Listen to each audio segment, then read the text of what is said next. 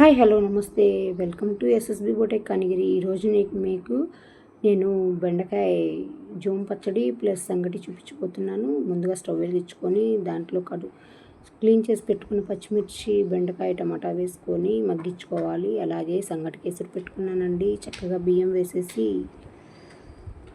ఉడికించుకోవాలి. చూసారా, పచ్చిమిర్చి మగ్గుతున్నాయి. ఆలోపు సంగటికి పెట్టుకున్న ఎసురు కూడా మరుగుతున్నాయండి. బియ్యం ఉడకాలి కదా, అడుగంటకుండా తెడ్డుతో కలుపుకుంటూ ఉండాలి. అంతలోపు ఆనియన్ కట్ చేసి పెట్టుకుందాం పచ్చట్లోకి. చూసారా, మగ్గుతున్నాయి కదా. కొంచెం చింతపండు వేసుకోవాలి, అలాగే కొంచెం పసుపు కూడా వేసుకోవాలండి.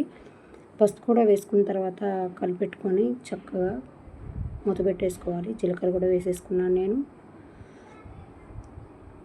బాగా కలిపేసుకొని ఆలోపు చూసారా, ఎసురు మరిగింది ప్లస్ బియ్యం కూడా ఉడుకుతున్నాయి.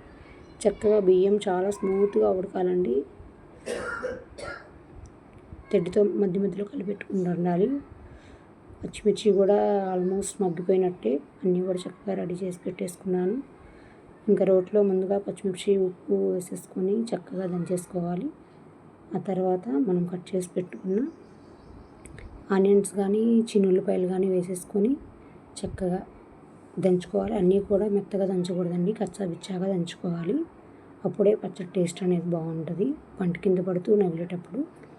తర్వాత టమాటాలు కూడా వేసేసుకొని చక్కగా మెత్తగా దంచేసుకోవాలి. అలా దంచుకున్న తర్వాత మనం మగ్గించుకున్న బెండకాయలు ఉన్నాయి కదా, అవి ఫస్ట్లో వేసుకోకూడదండి, లాస్ట్లో వేసుకోవాలి. ఫస్ట్లో వేసేసుకుంటే మెత్తగా అయిపోయి దాని టేస్ట్ అనేది పోద్ది. సో మనం లాస్ట్లో వేసేసుకొని దంచుకోవాలి.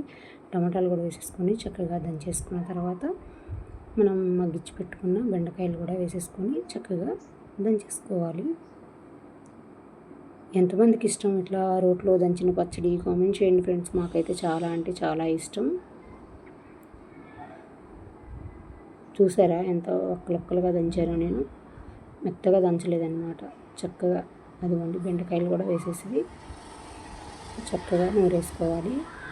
మరీ మెత్తగా కాకూడదండి, ఒక్కలొక్కలుగానే ఉండాలి పచ్చడి అనేది. అయిపోయింది, పచ్చడి కూడా రెడీ చేసేసుకున్నాను. గిన్నెలోకి తోడేసేసుకొని పచ్చడి. ఆలోపు ఎసరు పెట్టుకున్నాం కదా, రైస్ కూడా మంచిగా ఉడికిపోయింది. అడుగంటుకుంటూ మంచిగా తిప్పుకోవాలి. చూసారా ఎంత బాగా ఉడికిందో.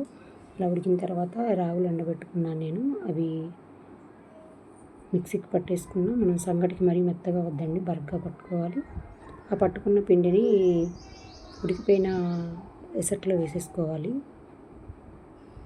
కొంచెం ఆవిరి వచ్చిన తర్వాత తెడ్డుతో చక్కగా తిప్పుకోవాలి. చూసారా, పిండి వేసేసుకొని స్ప్రెడ్ చేసుకొని మూత పెట్టేసుకొని కొంచెం ఆవిరి వచ్చిన తర్వాత చక్కగా తిప్పేసుకొని కిందకి దించేసుకొని అంతా కూడా మంచిగా కలపెట్టుకోవాలి, ఉండలు లేకుండా సంగటి. అంతే, చక్కగా బెండకాయ పచ్చడి సంగటి రెడీ అయిపోయింది. నా వీడియో కనుక మీకు నచ్చుంటే లైక్ చేయండి, షేర్ చేయండి, కామెంట్ చేయండి, సబ్స్క్రైబ్ చేసుకోండి ఫ్రెండ్స్. చూసారా, సంగటి, బెండకాయ పచ్చడి, ఎండు చేపల పులుసు సూపర్ కదా. Thank you for watching friends. Bye.